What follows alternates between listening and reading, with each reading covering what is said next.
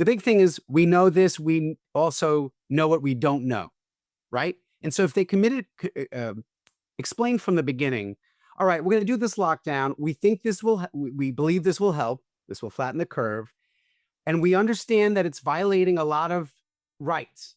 And so we don't want to do it for any more than we need to, because we know this is something that's very drastic, but we think it will help. And as soon as the information changes, we will reevaluate. That would be the proper way of dealing with it. But they didn't do that.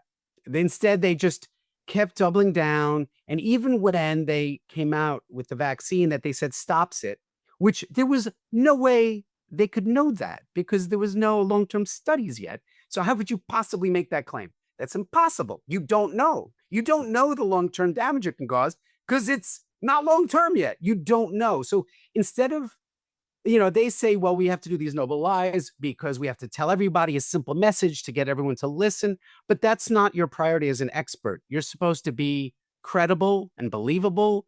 And you're not supposed to lead with fear, which is the other large thing that I think underpins everything and still happens today, is making everyone afraid. Because once you have fear, then it leads to anger and hatred over and over. Everyone just works off of fear, and they just kept pumping it every day, every party. You're going to kill grandma via get together with your friends. You're going to kill people. Your kids are going to bring it in and kill.